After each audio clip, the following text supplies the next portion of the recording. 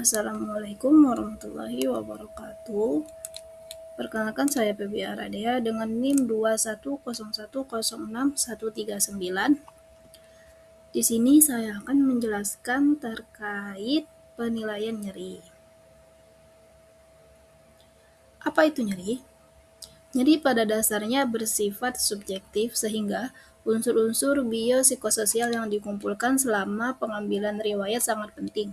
Misalnya, pasien yang dengan pankreatitis akut mungkin menilai nyeri sebesar 4 dari 10, sedangkan pasien yang lebih ekspresif dengan cedera pergelangan tangan mungkin melaporkan 8 dari 10.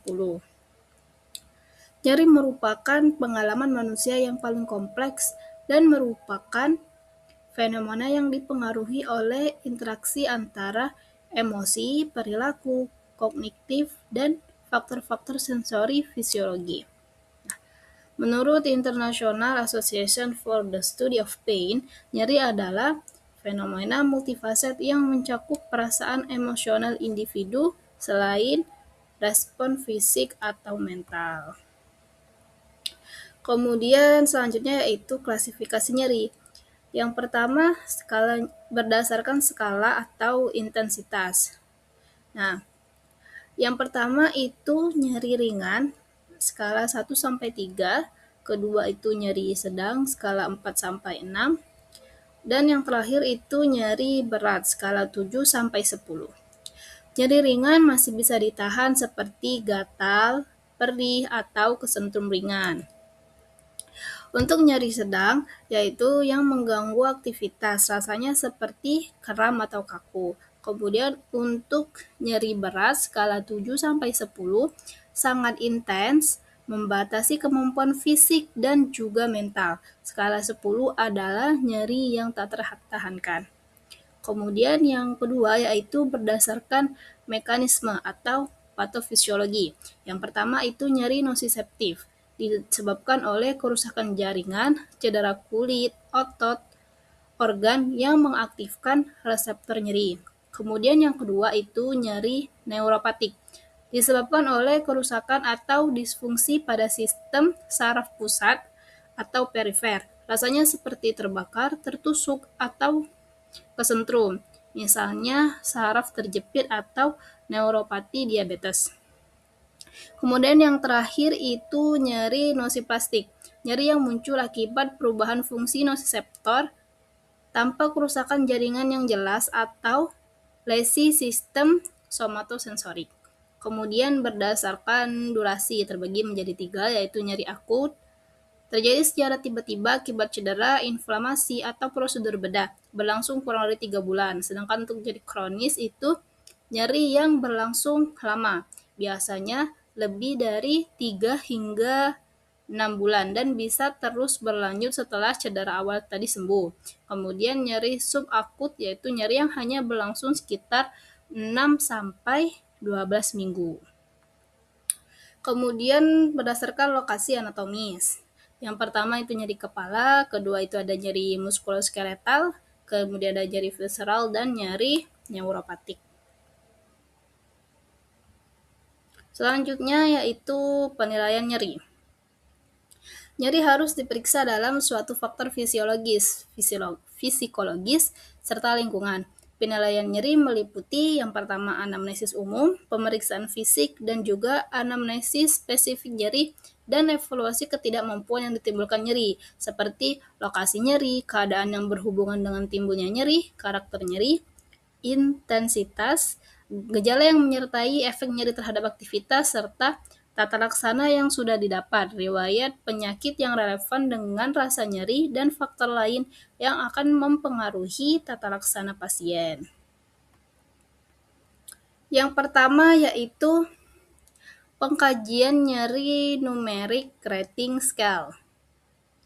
Nah, pengkajian ini yaitu skala yang paling efektif untuk mengkaji intensitas nyeri sebelum dan setelah intervensi terapeutik. Dianggap sederhana dan mudah dimengerti, serta sensitif dan dapat digunakan pada semua jenis kelamin dan perbedaan etnis. Lebih baik daripada visual analog scale, terutama untuk menilai nyeri akut. Alat ukur ini dapat digunakan untuk anak usia 5 tahun ke atas. Di sini yaitu ada klasifikasinya. Untuk 0 itu tidak nyeri, kemudian 1 sampai 3 itu nyeri ringan, 4 sampai 6 nyeri sedang, 7 sampai 10 itu nyeri hebat. 0 itu tidak ada rasa sakit atau merasa normal.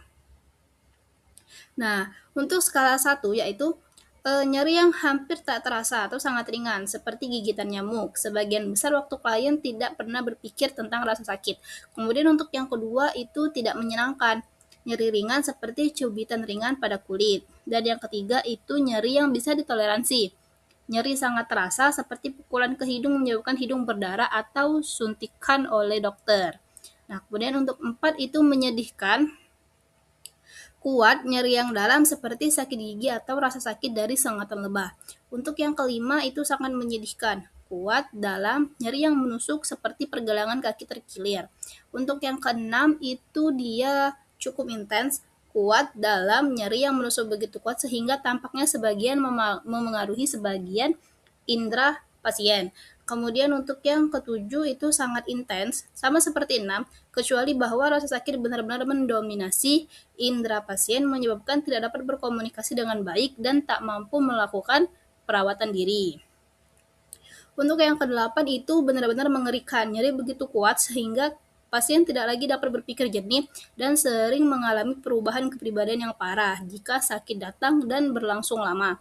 Untuk yang ke-9 itu menyiksa dan tak tertahankan, nyeri begitu kuat sehingga pasien tidak bisa mentolerirnya dan sampai-sampai menuntut untuk segera menghilangkan rasa sakit dengan apapun caranya, tidak peduli apa efek samping atau resikonya. Kemudian yang ke-10 itu sakit tak terbayangkan dan tak dapat diungkapkan.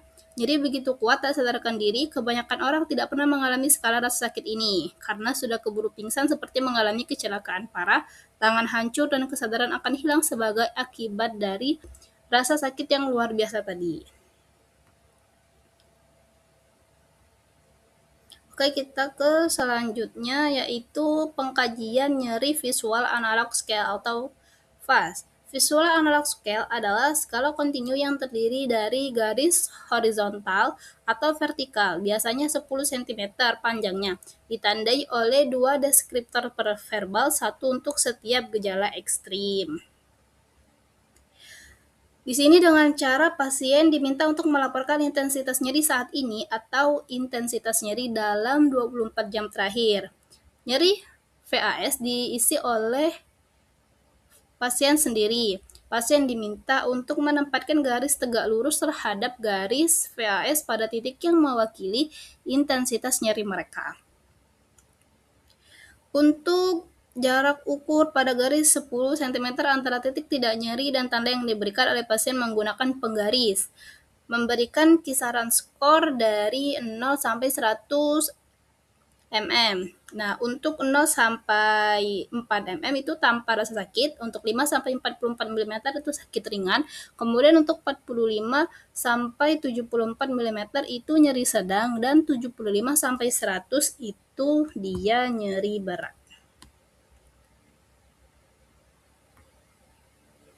Selanjutnya yaitu pengkajian nyeri verbal rating scale. Skala verbal lebih bermanfaat pada periode pasca bedah karena secara alami verbal atau kata-kata tidak terlalu mengandalkan koordinasi visual dan motorik. Skala verbal menggunakan kata-kata dan bukan garis atau angka untuk menggambarkan tingkat nyeri. Skala yang digunakan dapat berupa tidak ada nyeri, sedang maupun parah. Hilang atau redanya nyeri dapat dinyatakan sebagai sama sekali tidak hilang, sedikit berkurang, cukup berkurang, baik, atau nyeri hilang sama sekali. Karena skala ini dapat membatasi pilihan kata pasien. Skala ini tidak dapat membedakan berbagai tipe nyeri. Seperti yang kita lihat pada gambar yaitu ada tidak nyeri, nyeri ringan, nyeri sedang, nyeri berat, nyeri sangat berat, dan nyeri sangat buruk. Selanjutnya yaitu pengkajian nyeri flux scale atau face, leg, activity, cry, and consolability. Untuk yang pertama yaitu face atau wajah. Sebelum itu, pengkajian nyeri flux scale adalah alat ukur perilaku untuk menilai nyeri akut pada anak usia 2 bulan sampai 7 tahun atau pasien nonverbal tidak dapat berbicara dengan mengamati 5 kriteria tadi. Yang pertama yaitu face atau wajah. 0 itu santai atau senyum, 1 meringis atau dahi berkerut sesekali, untuk 2 yaitu dagu gemetar dan rahang kaku terus-menerus. Yang kedua itu legs atau kaki. Untuk 0 dia posisi normal atau relax, 1 itu gelisah atau tegang, yang kedua itu menendang atau kaki kaku. Kemudian yang ketiga itu activity atau aktivitas. Yang 0 itu berbaring, tenang atau posisi mudah, 1 menggeliat, goyah atau tegang, 2 melengkungkan punggung atau kaku atau terhentak. Kemudian yang ketiga itu cry atau tangisan, 0 itu tidak menangis, 1 merintih atau keluhan sesekali, 2 menangis terus-menerus atau menjerit. Yang ketiga itu consolability atau ketenangan, 0 itu relax, 1 bisa ditenangkan dengan sentuhan atau pelukan, yang kedua itu sulit atau tidak bisa ditenangkan. Dari 1, 2, 3, 4 dari 5 kriteria tadi, maka dijumlahkan hasilnya dengan interpretasi skor. Kalau 0 itu nyaman atau tenang, 1 sampai 3 nyeri ringan, 4 sampai 6 nyeri sedang, 7 sampai 10 nyeri berat atau sangat tidak nyaman.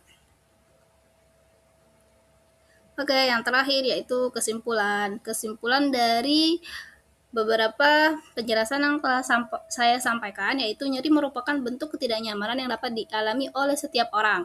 Rasa nyeri dapat menjadi peringatan terhadap adanya ancaman yang bersifat aktual maupun potensial. Namun, nyeri tadi bersifat subjektif dan sangat individual. Hal yang selalu harus diingat dalam melakukan penilaian nyeri diantaranya adalah melakukan penilaian terhadap intensitas dan penentuan tipe nyeri sangat penting karena menyangkut jenis pengobatan yang sesuai yang sebaiknya diberikan terapi farmakologis.